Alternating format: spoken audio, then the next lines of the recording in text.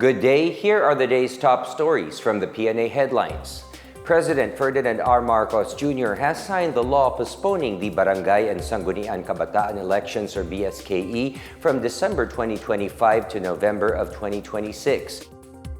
Under Republic Act number 12232, the next BSKE will be held on the first Monday of November 2026 and every 4 years thereafter. The new law also fixes the term of office of barangay and youth officials at 4 years.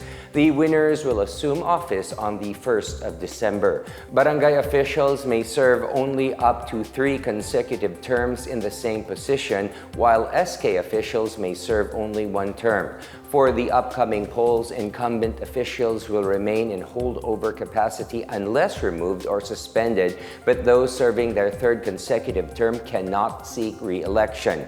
Marcos earlier expressed support for the postponement of the barangay polls. He said this is meant to allow the government to focus on the first ever parliamentary elections in the Bangsamoro Autonomous Region in Muslim Mindanao. The country last held the BSKE on October 30, 2023.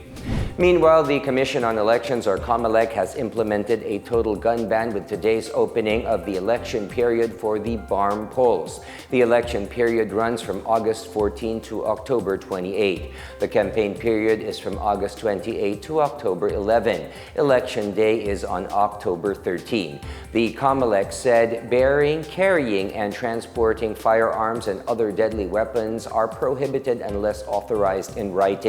The poll body also restricted the use of security or bodyguards by candidates, transfer or movement of officers and employees in the civil service, alteration of territory of a precinct or establishment of a new precinct, organization or maintenance of reaction forces, strike forces or other similar forces, suspension of elective local officials, and illegal release of prisoners. Meanwhile, President Ferdinand R. Marcos Jr. has announced plans to establish 10 new state-of-the-art fish ports in the country as part of efforts to boost the agri-fishery industry and attain food security.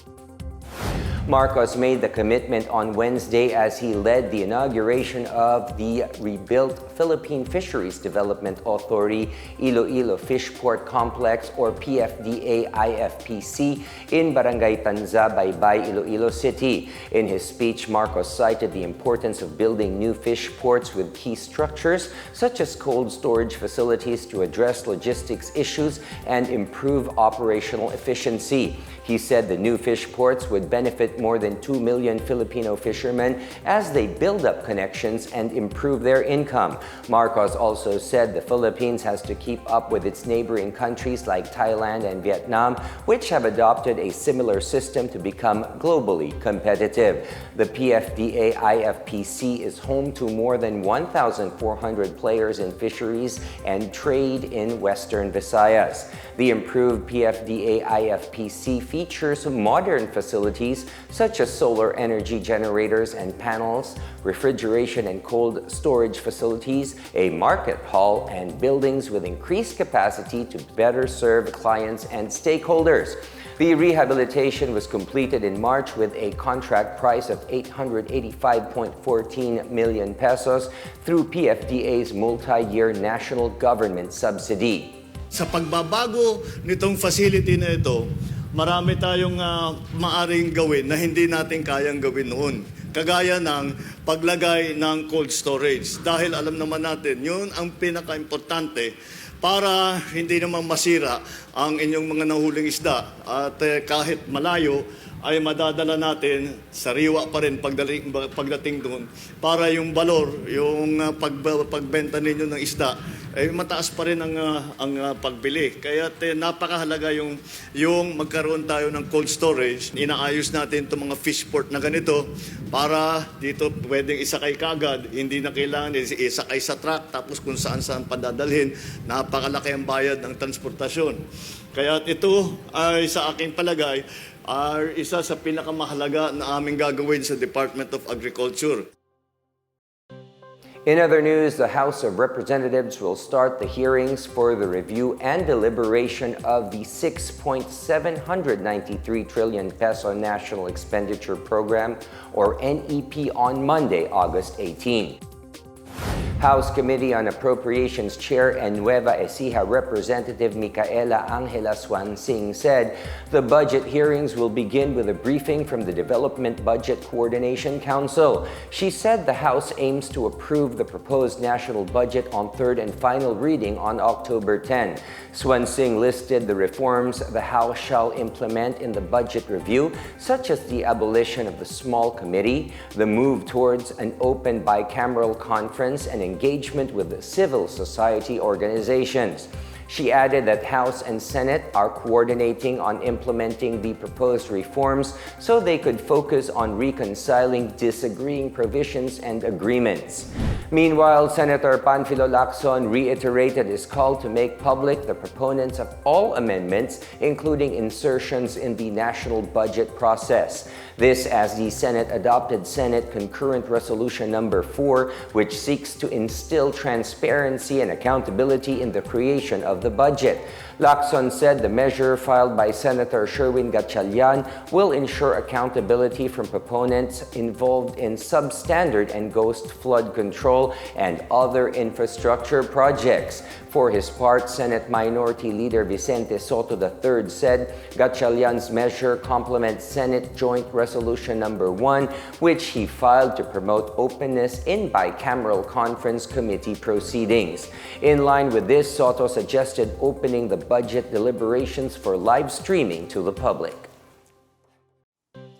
The Department of Migrant Workers, or DMW, has delivered a total of 4,047 government transactions in Jeddah, Saudi Arabia, as it continues to roll out the Bagong Bayani ng Mundo, or FW Serbisyo Caravan across overseas Filipino communities. In a news release, DMW Secretary Hans Leo Kakdak said the Serbisyo Caravan in Jeddah is the sixth leg of the flagship program in fulfillment of President Ferdinand R. Marcos Jr.'s directive to bring government services closer to the people. The Serbisyo Caravan was held in Jeddah from August 8 to 9 and will proceed to Al Khobar on August 15 and 16.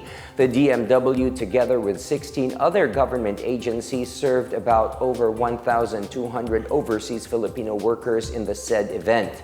Among the government services availed of were the OWA e-cards, national IDs, and civil registry documents such as birth, marriage, death certificates, and certificates of no marriage record. The Serbisyo Caravan is being done under the administration's one-country team approach, which is a whole-of-government strategy for overseas Filipinos.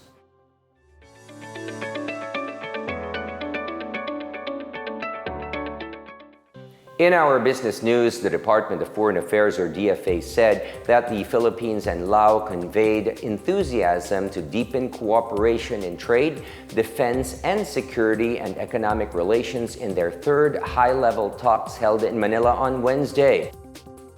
Foreign Affairs Secretary Maria Teresa Lazaro and Lao People's Democratic Republic Minister of Foreign Affairs Tongsavan Pomvihan reaffirmed this commitment during the third Joint Commission for Bilateral Cooperation. The DFA said the discussion was centered to the mutual goal of boosting trade and economic ties while jointly addressing pressing regional security challenges.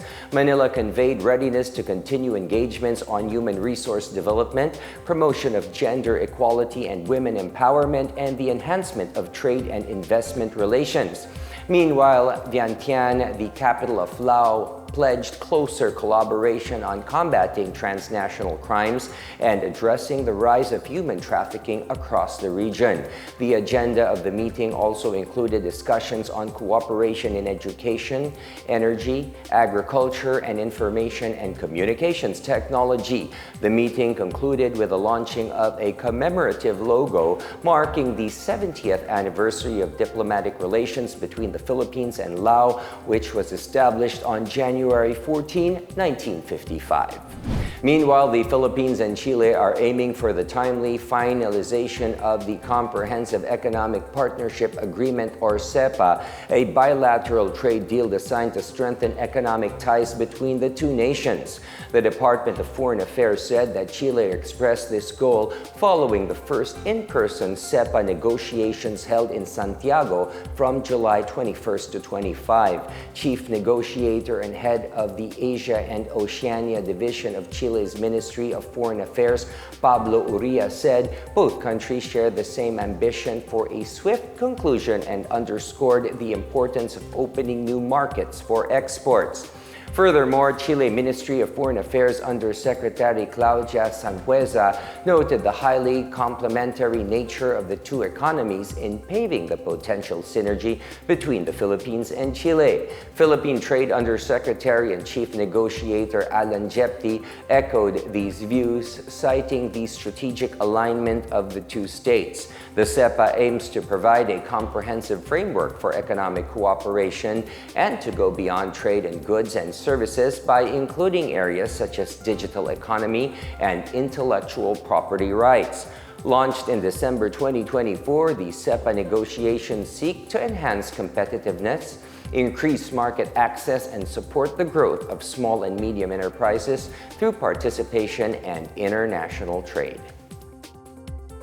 And those are the latest and the biggest stories from the Pna Headlines. For more news updates, visit our website pna.gov.ph or our Facebook and X account, Philippine News Agency. You may also watch the Pna Headlines through the Philippine News Agency's YouTube account and via the News and Information Bureau website under PNA News. I am William Theo. This is the Pna Headlines, bringing you stories that unite the nation.